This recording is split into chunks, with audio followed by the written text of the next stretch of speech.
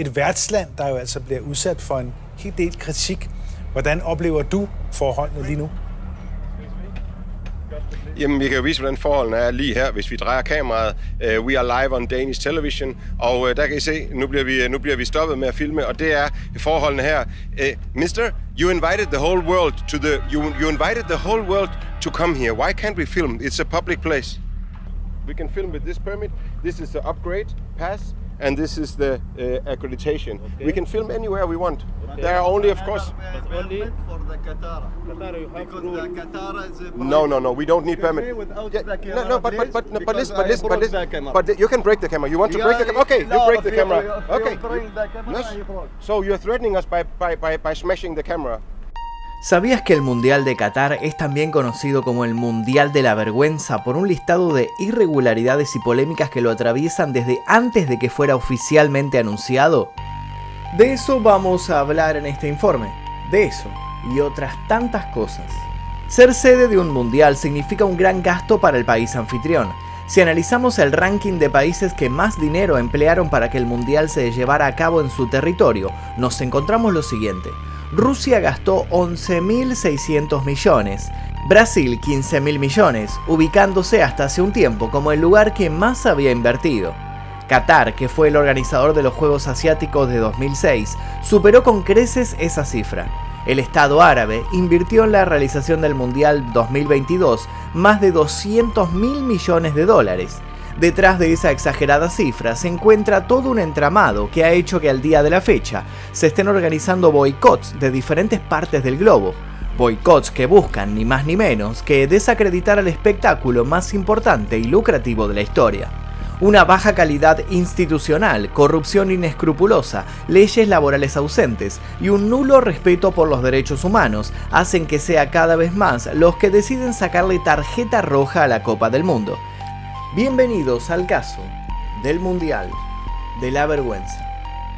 Antes de continuar, me gustaría que me cuenten ustedes cuál es su posición frente al Mundial. ¿Conocían la historia oculta que hay detrás de este? ¿Conocen todas las prohibiciones que hay en este momento con la audiencia que va a mirar los partidos en Qatar? ¿Qué sentimientos les despierta este mundial en particular? Y si se animan y si quieren, comenten aquí debajo quién piensan que va a ser el campeón de este mundial 2022. Quiero leer sus comentarios aquí debajo. Yo de mi parte debo decir que soy una persona absolutamente menos cero futbolísticamente hablando.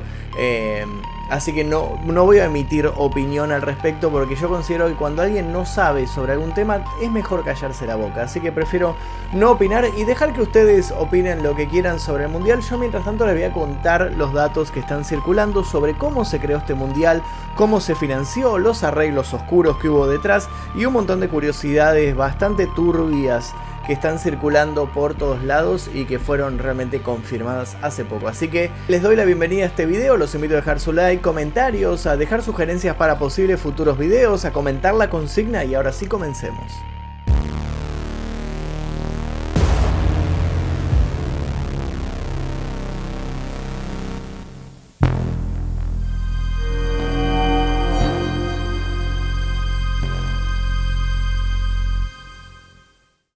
Cuando Qatar se anunció como anfitrión de la Copa del Mundo, hubo un temor generalizado que rápido se propagó entre los fanáticos del fútbol. Alimentada por periodistas que buscaban agitar el morbo y los prejuicios ajenos, se instauró la siguiente preocupación. ¿Y si en medio del Mundial Qatar recibió una amenaza terrorista que pudiera poner en peligro a las visitas? Sabido es por muchos que un Mundial mueve grandes contingentes de turistas. ¿No sería de magnitudes desastrosas e incalculables lo que podría pasar si alguien decidía inmolarse en un estadio? ¿Había o hay razones para sospechar que algo así puede pasar? A modo de respuesta a una información clave, la familia real de Qatar ha financiado a oscuras facciones terroristas en Siria, Irak y Afganistán. Se sostiene que en Libia, por su parte, financiaron a los hombres que habrían asesinado al líder Muammar el-Gaddafi en octubre de 2011. Esto sin contar que Qatar protagonizó varios enfrentamientos modernos. A fines de los 80 y principios de los 90, Qatar primero se peleó con Bahrein por las Islas Jawar. Además, a Qatar solo hay dos maneras de entrar por tierra. Ambas pasan por una frontera con Arabia Saudita que desde hace décadas es razón de disputas y amenazas. El panorama político de Qatar es tenso en lo que a relaciones internacionales refiere, lo mismo que le pasa a muchos de sus países vecinos. La riqueza de la zona la ha vuelto un lugar de conflicto en el que diferentes potencias mundiales interfieren respondiendo a ambiciones propias. Qatar anunció rápido que los operativos de seguridad serían constantes y estarían a la altura de la situación. De a poco y con una campaña en la que demostraron cómo podían posicionarse a la vanguardia gracias al uso de tecnología de última generación, lograron llevar paz a los simpatizantes. Sin embargo, poco tuvo que pasar para que una terrible certeza aflorara. A veces el enemigo no tiene por qué venir de afuera. Pero no nos adelantemos. Paremos la pelota y profundicemos en algunas cuestiones. Qatar es una pequeña península dentro de una más grande llamada Península Arábiga. Allí se lleva a cabo una monarquía absoluta y es uno de los pocos países cuyos ciudadanos no pagan ningún impuesto. La nación mantiene relaciones muy cercanas con diversos poderes occidentales y asiáticos. En numerosas ocasiones, Qatar intercedió como puente entre los estados musulmanes y el resto del mundo. Al igual que en muchas otras monarquías árabes, como es el caso de Kuwait, Bahrein, Emiratos y Omán, su pasado la conecta a los otomanos y al Imperio Británico. También fue un territorio dominado por persas en un momento de la historia. Los cataríes dejaron de ser colonia e ingresaron a la Federación de Emiratos Árabes Unidos en 1968. Dado ese primer paso, apenas tuvieron que pasar 3 años para que se proclamaran como Estado independiente de la mano de la acaudalada y encumbrada familia Al Thani. Para dimensionar la importancia de esta familia en la actualidad de Qatar, basta con saber que fue el abuelo de quien hoy es el emir que domina el país, quien nacionalizara en la década del 70 la industria petrolera. El rótulo de emir es el equivalente al rótulo de monarca. La principal fuente de ingresos de Qatar es su reserva de gas, ubicada en el yacimiento South Pars North Dome, el más grande del mundo y compartido con Irán. A lo largo del tiempo, los cataríes desarrollaron una estrategia para convertirse en el mayor exportador de gas licuado del mundo, algo que están logrando pisándole los talones a Australia. La invasión rusa a Ucrania ha puesto el gas natural en el centro del tablero geopolítico. Europa intenta no depender más del gas ruso y encontró en Qatar un buen sustituto, situación de la que han abusado. Hamad bin Khalifa Al Thani entró en el poder en 1995 luego de organizar un golpe de estado sin derramamiento de sangre a su padre. El 25 de junio de 2013, Hamad abdicó a favor de su hijo Tamim, quien hoy en día es el emir de Qatar. Tamim buscó consolidar el poder de Qatar con una estrategia simple: abrirse al mundo, por lo que en 1996 lanzó Al Jazeera, la primera cadena satelital de habla árabe. Mediante esta señal comenzó a visibilizar problemáticas del mundo árabe que hasta el momento permanecían bajo la alfombra. Gracias a esto, la reputación de Qatar creció y el país logró posicionarse en el extranjero. Cuando por fin los ojos se posaron sobre ellos, se encontraron con un dilema. Necesitaban, como todo país del primer mundo, dejar constancia de su cultura y tradición a partir de su infraestructura. Pero tenían un problema. Sus antepasados, más dedicados a un traqueteante ir y venir por cuestiones climáticas y económicas, habían dejado un legado escaso en lo concerniente a edificios.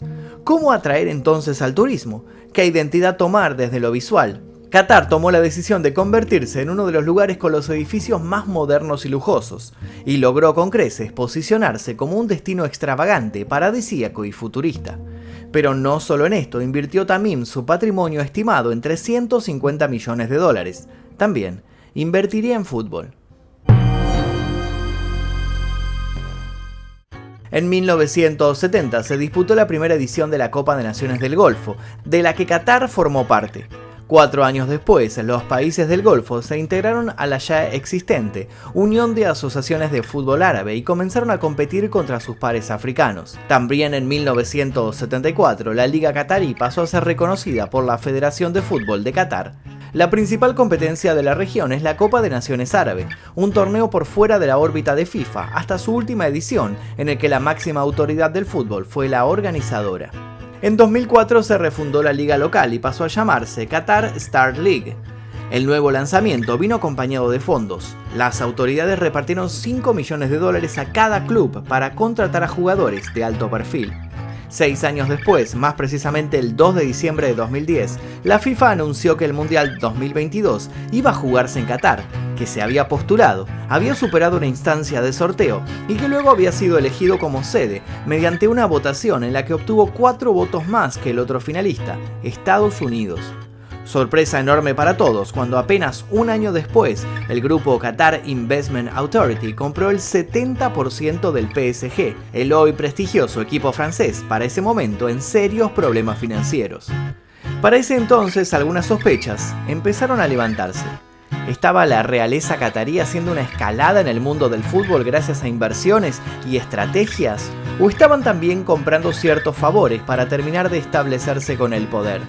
Llegó el momento de hablar del infame Qatargate.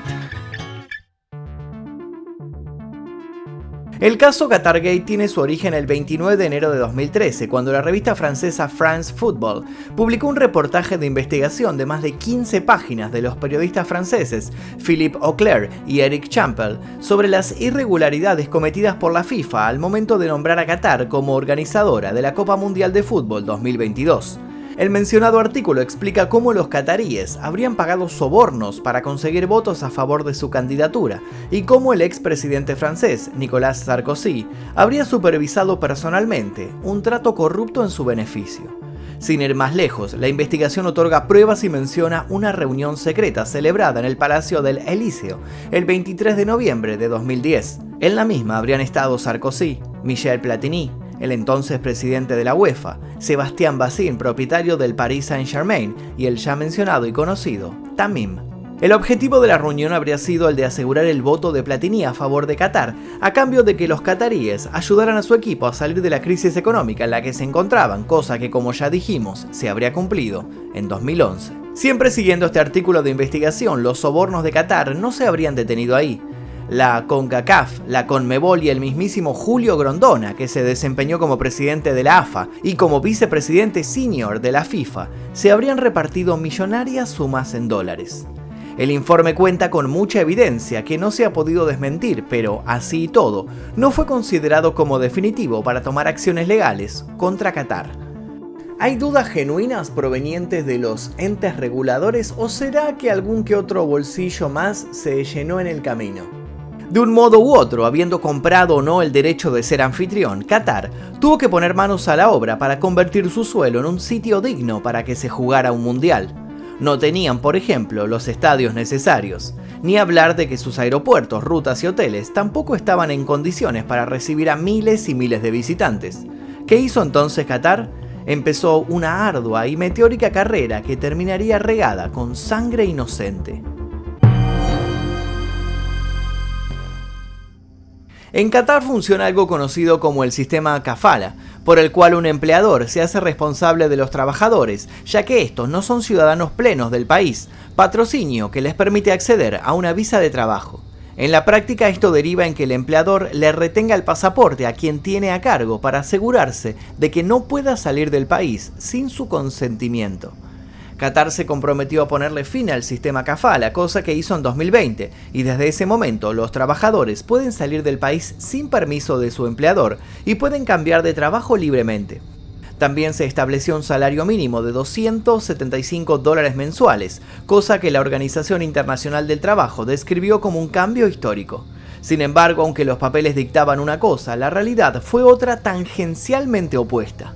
Construir 8 estadios, hoteles, aeropuertos, autopistas, centros comerciales es una tarea que requiere, por supuesto, de mano de obra, y Qatar decidió no ahorrar en materiales y confort, pero sí en trabajadores.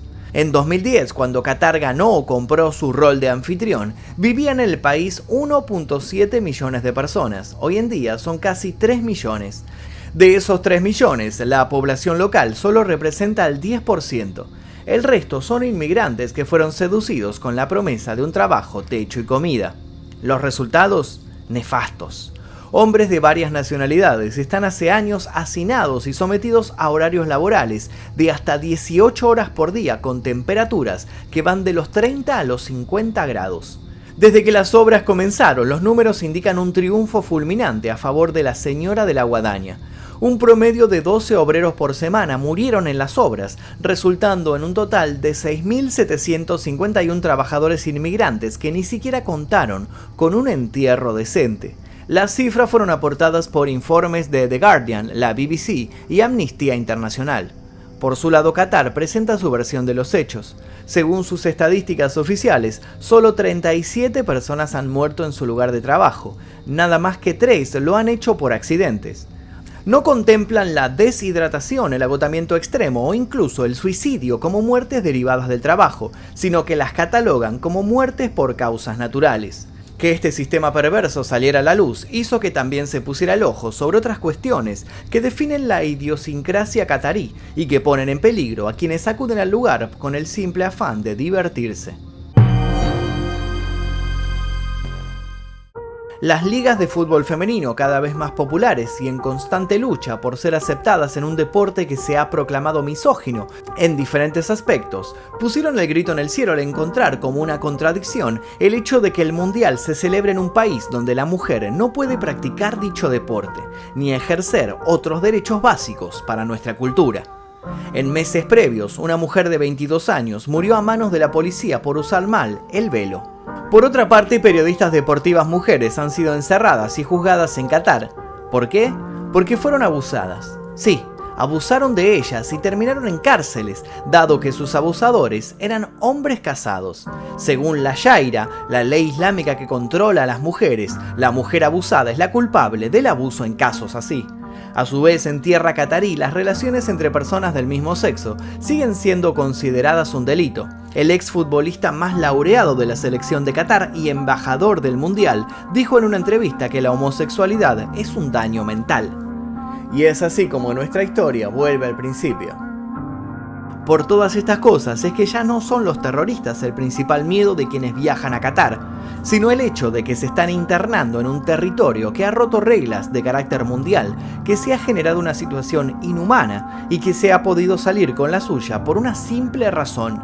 La realeza catarí quizás no sepa mucho de patear pelotas, pero sabe que el mundo gira gracias al dinero.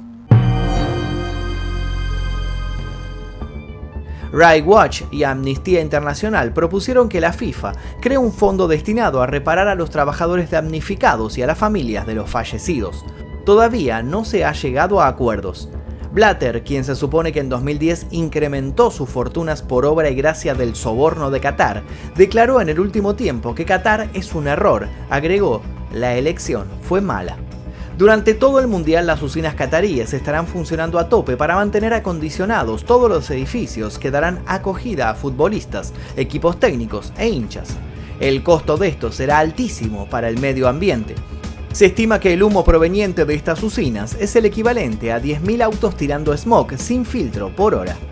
Varios alcaldes franceses han salido a la prensa para comunicar que no pondrán pantallas gigantes para ver los partidos en las calles a modo de protesta contra lo que consideran el Mundial de la Vergüenza.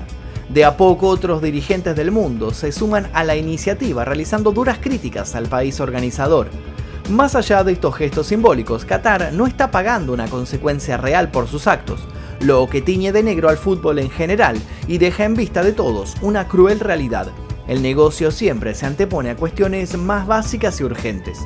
Como si esta impunidad no fuera suficiente, ya es oficial que Qatar será sede de los Juegos Asiáticos de 2030. ¿Repetirá para ese evento las mismas irregularidades? Es el temor de muchas organizaciones, sobre todo después de que Qatar ha dejado más que en claro que el fair play no es una de sus virtudes. Y hasta aquí la historia del lado oscuro del Mundial de Qatar. Nos parecía que era la manera más interesante de abordar este Mundial que acaba de comenzar, porque realmente no somos un canal especializado en fútbol. Yo en lo particular no sé, como les dije, nada de fútbol, así que no me iba a poner a hablar de lo lindo que es el Mundial y de hablar de selecciones y demás, porque realmente iba a quedar muy ridículo que yo justamente hablara de algo que desconozco. Pero sí conocíamos sobre estos datos y sí nos pareció interesante aportar el otro lado, lo que tal vez no se ve en los medios de comunicación, lo que tal vez no se habla tanto. Así que nos parecía interesante contar este lado del Mundial de Qatar. Le quiero agradecer a todos los miembros del clan Mephisto que aparecen aquí a mi costado, porque gracias a ellos es que podemos día a día estar realizando este tipo de videos que muchas veces son desmonetizados y ocultados por YouTube en las recomendaciones. Si les interesó este video, los invito a dejar su like, suscribirse y activar notificaciones, así como también los invito a dejar sugerencias para posibles futuros videos. Sin nada más que decir, me despido. Mi nombre es Magnum Mephisto, nos veremos seguramente la próxima. Adiós.